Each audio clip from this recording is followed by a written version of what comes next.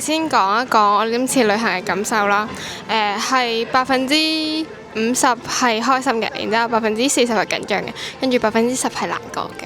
咁先講開心嘅地方啦，開心嘅地方其實就係可以嚟到美國呢個地方，即係我哋平時可能一般旅行唔會特別去揀嘅一個地方啦。咁今次嚟到美國係即係都好 enjoy 呢個行程嘅，就例如話開始喺民宿嘅探險啦，然之後仲有到後來就係經歷咗換宿舍啊，或者係一啲文化啊，同人哋 social 啊呢啲嘅一啲社交咁咯。然之後仲有就係開心，就係最後都係睇到時代廣場咁樣咯。然之後40% 嘅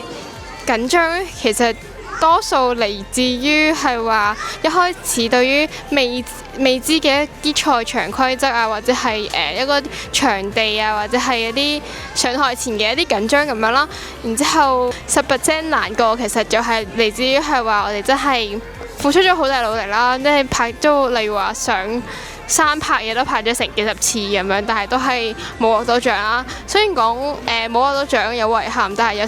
收穫嘅。跟住亦都難過嘅係為我嘅充電盒而難過。我嘅耳機充電盒係旅行嘅第3日定第4日佢已經唔見咗啦。但係最重要嘅2個耳機冇唔見喎。呢次旅程嘅感受就係一開始係比較緊張嘅，因為呢，我哋仲未去到賽場啦，然後乜都唔知啦，就嚟咗美國咁樣啦，就好似一頭霧水咁樣入咗去呢個神秘國家啦。然後後邊就係去咗睇會場之後啦，然後又經過一啲 present 啦，又有經過開獎環節啦。後邊嘅心情呢就比較放鬆嘅，咁就去咗 enjoy 呢個旅程啦。咁我覺得呢次旅程最大嘅收穫就係可以見到唔同國家嘅文化啦，同埋好似喺文化日咁，我哋交換禮物啦，然後互相介紹唔同國家嘅文化，同埋唔同國家有啲咩特色啊，都可以學到好多嚟自其他國家嘅一啲特別嘅美食啊，或者好特別嘅一啲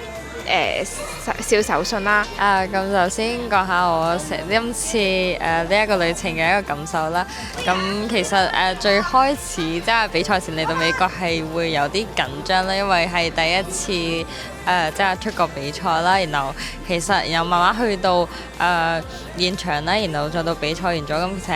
成個過程啦。即係呢一次嘅旅程令我覺得即係話學到好多嘢，係一次好有收穫嘅旅程咯。我覺得當然都係收穫咗好多嘢先啦，因為呢，即係可能呢都係第一次，好似頭先你講咁，第一次出國比賽之前可能都係喺澳門區啊呢一種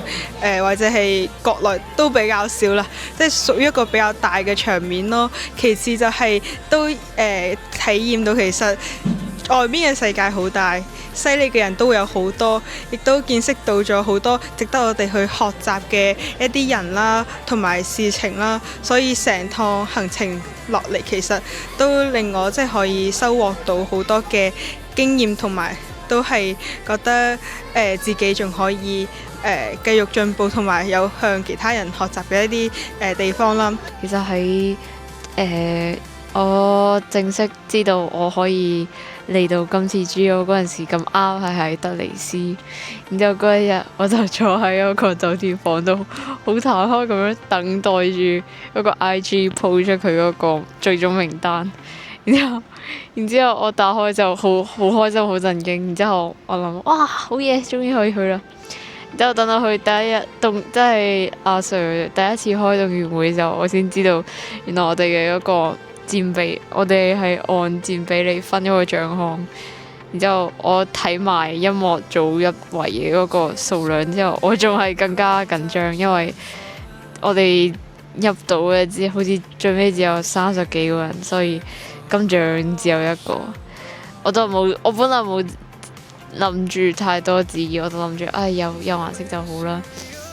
所以喺出發之前，其實我都好忐忑，我諗緊。如果我今次真係行咗一轉，但係翻嚟冇咩獎嘅話，可能到時候翻返去又跟唔上進度點算？所以我就諗住一定要好好表演。當然啦，最尾都係好幸運咁樣攞咗呢個獎。成個真係總之就成個行程、成個旅程中，我嘅心情係好似過山車咁樣又起又伏。然之後同師姐、同 Miss、同阿 Sir 一齊去玩嘅呢幾日，唔係玩，即係參觀嘅呢幾日都好開心。然之後講一講今次最難忘嘅瞬間，都係今日嘅時代廣場啦。呢個遊行雖然講有啲散漫，未到話特別精緻嘅一啲場地，佢就係一啲民眾嘅民眾嘅一啲遊行咁樣啦。最終都係我哋靠住我哋嘅雙腳先兜去準備行去時代廣場，跟住時代廣場封咗，跟住又去咗中央公園嘅前面，但係都係冇去到。但係最後發現條街開咗啦，我哋都係去咗時代廣場嘅。喺時代廣場行完之後，翻去又行咗半粒鐘嘅路程，翻去平車。最令我深刻嘅就係、去 City Walk 嘅時候，見到唔同即係其實外國人係有咩 style 咁樣咯，即係其實佢哋嘅穿搭係同我哋好唔一樣㗎啦，然後佢哋嘅性格又同我哋唔一樣㗎啦，可能比較大方啊，但我哋中國人呢就會比較含蓄咁樣咯，就係其實我覺得可以多多學習咁佢哋呢啲大方嘅性格啦，咁就有咗我哋去唔同嘅場合啊，應對唔同嘅情況咁樣嘅。然後咁喺呢個過程入邊，我覺得最令我印象深刻嘅事情，其實都係等緊開獎嗰一下，因為真係好緊張，好似真係從來未試過咁大個，從來未試過可以緊張成咁樣咯。然後Yoyo 都投訴我隻手太濕啦，所以呢個就係我覺得印象最深刻嘅一個點。咁成個呢個比賽落嚟，我最難忘嘅事，其實都係同李永欣講一樣啦，亦都係開獎嗰一刻，佢嗰個手真係完全濕晒，咁樣挨住喺嗰度。一本身我都冇咁緊張，佢一喺度濕住喺度，一直黏住喺度，更加緊張咁樣咯。特別係一輪一輪揭獎嗰一下，咁可能除咗呢一個令我更加難忘嘅就係美國呢一個國家嘅一啲氛圍啦，即係好似我哋今日去咗時代廣場嗰陣呢，去咗紐約嘅嗰個市中心嗰度，嗰啲遊行啊，嗰啲都感受到咗美國係一個非常之自由同埋開放嘅一個國家同埋一個城市啊嚇。最難忘嘅肯定係攞獎嗰一下。我真係喺度諗緊我嘅人生要點算啊！我喺度諗緊，哇！我今次咁快翻學教緊啲我覺得稍微複雜啲嘅嘢喎，我翻去乜都唔識，到時候考晒啲零分翻嚟，到時候紅棉班踢我走咯，以後都唔使再跟林 Sir 報比賽。我就係諗緊呢個，然之後嗰陣時阿 Sir 又影緊，我又唔知阿 Sir 其實影緊乜嘢，做咩要影？然之後我就覺得哇！我心情咁差，仲要影，然之後我就咁樣，結果到咗音樂之後叫咗佢嘅名，我有啲嚇親。然之後有咩想對觀眾講嘅話，其實就係